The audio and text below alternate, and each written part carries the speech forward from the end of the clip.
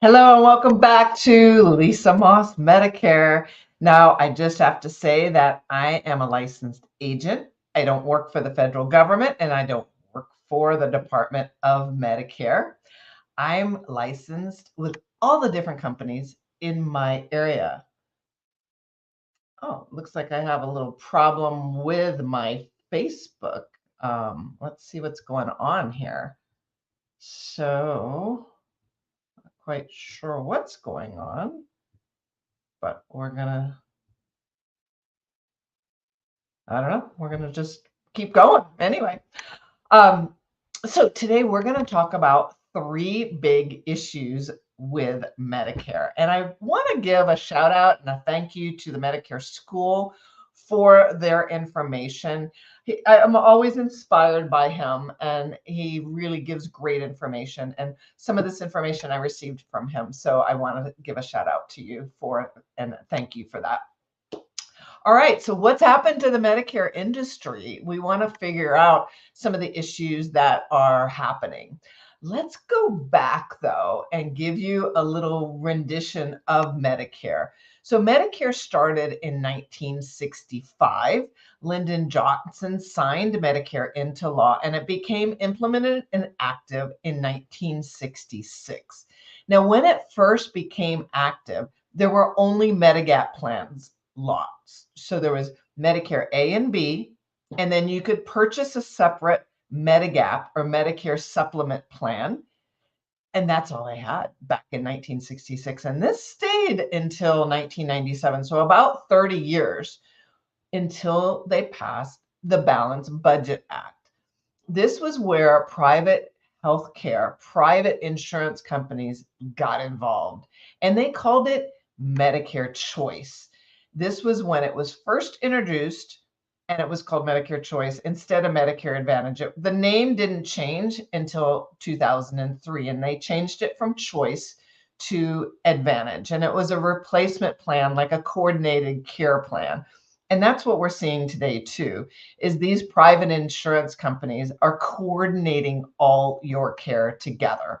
And then in 2006, they introduced Part D, or the drug plan portion of it. So we're looking at about a 60-year spread for Medicare. Before that, we didn't have Medicare.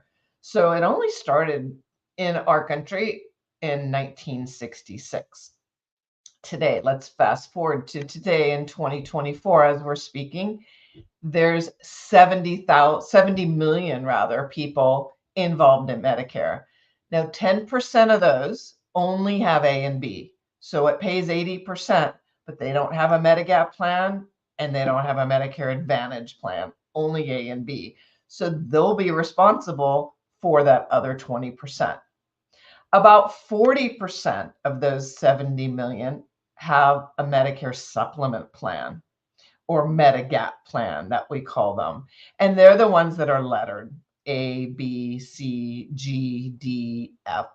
Now, about 70% are in a G plan, F or G plan, I should say. They're the same plan except for a $240 deductible yearly with the G plan. So if you're on an F plan right now, check in with me or your agent. In fact, I'll put the banner here up on the screen so you can see my information. I am located here in Idaho. If I'm not licensed in your state, I'll find a licensed agent to help you. So if you're on an F plan, definitely check in. You're paying probably too much. You can switch over to a G plan and pay a lot less per month, and it's just a $240 deductible per year and same exact coverage. And then you get about 30% of those in a Medigap policy that are on an N plan. And those of you that have never heard of an N plan, it's a great plan. N and G are the most popular and give you the most coverage of all those Medigap plans. So about 40% of those 70 million are on Medigap plans. The other 50% are in Medicare Advantage plans. So it's either excuse me, a Medicare Advantage plan or a Medicare Advantage plan with a drug plan included. The difference is Medicare Advantage is usually you don't have a drug plan included. So it's usually our veterans, right? Because they get their drugs through the VA office. Then most everybody else that is on Medicare Advantage has the drug plan included, and they're called MAPD plans. All right, so the three big issues. Well, the first issue is when the insurance companies got into this game back in 1997, it's now all about profit versus the patient. And we're seeing that more and more, that these companies are looking to make a profit. So they have inserted themselves in the equation and they've caused restrictions.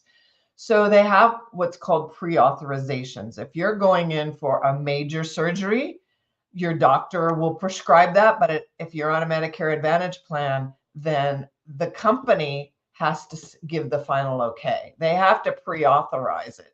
And we're finding that with drugs as well today. And about 70% of major surgeries have that pre-authorization. And the insurance company can say no. They can say, no, we are not going to pre-authorize it and we're not paying for it. It's about profit versus the patient. They also have, there's whole towns now, not that many, but a few, or whole hospitals rather, within the towns that have said, look, we're not taking Medicare Advantage anymore. That's it. We're only taking supplemental plans. And it's because of the pre-authorizations, because of slow payments, and of the denials. And so we're finding that there's delays, there's denials, they're not paying. So there's problems there. And some of the hospitals have said, you know what, we're just not going to take your plan anymore. And they can do that. So that's something to be aware of. You do have choices in the bigger areas. Like in my area, there's quite a few Medicare Advantage plans that you can choose from. And if you're living somewhere, say in Vegas or some of the bigger towns, you have a lot of choices. So make sure that you do check in with myself or an agent to see what your choices are. If you're not happy with the plan that you're on now, or you've had some problems with them paying your bills or denials. The second problem, an issue that we're looking at, or challenge, I should say, is that people are signing up for Medicare Advantage plans because of the perks, because of the benefits, rather than because of the insurance. Please, please, please remember that your Medicare really is about your senior health insurance. Yes, you may get dental, vision, hearing, some food sometimes, over-the-counter benefits, transportation. However, do not choose a Medicare Advantage plan just because of that. You want to choose your Medicare Advantage plan because you like everything about it. But the most important thing is because of your health insurance, your senior health insurance. That's why you're purchasing it. It's not because of the perks. The perks are just added benefits, and they're pushing these perks really hard. Hey, we have all this dental for you, or we have all this food for you. Do not have rose-colored glasses on that. Just double check and make sure that your basics are covered.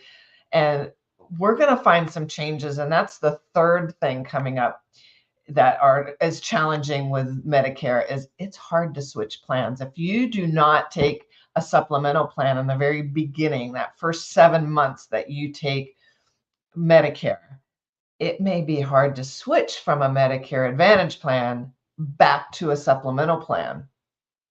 Some states, there's 6 states in the United States that have called what's the birthday rule. On your birthday, and approximately 63 days later, you can change from a Medicare, you can change from your supplement plan to another supplement plan. However, it's only during AEP that you can change back from a Medicare Advantage to a supplement and add a drug plan. However, you may go to underwriting. There's a new thing coming up though. At the end of this year, during AEP, October 15th through December 7th, if there's more than a 15% change in your plan, like with United Healthcare, you can automatically change out of your Medicare Advantage plan and have guaranteed issue to go back to your supplement plan. Yes, they're a lot more expensive, but it covers almost 100% depending on the plan that you have of your 20% coverage. We're going to see a lot of changes coming up, and you're going to hear me say this all summer long. Make sure you check in during this AEP from October 15th through December 7th. There's going to be a lot of changes in your drug plans. And I think there's going to be a lot of changes with your Medicare Advantage plans. Not so much with the supplements. Supplements, the price just changes a bit as time goes on. However, with your Medicare Advantage plans, please, please, please check in. You don't want to wait and then at the beginning of the year get these big surprises that the drug that you're taking isn't on your formulary anymore. So if you're changing drugs too, let us know so we can add that to your performa and make sure that you're covered. And again, I will put your name or my name and number. Insuranceover65.com is my website, and 208-544-5011 is my direct line. You will get me directly, and I'm happy to answer any questions and help you. So that's it for today's video. I'm doing my best to keep them short and simple of the 3 big Medicare issues. And then next week we'll be back again. And let's see, next week we're going to be talking about Plan G versus Plan N.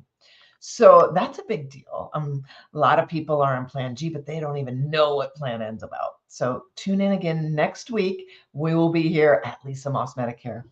Thanks so much. Have a great weekend. We'll see you real soon. Bye for now.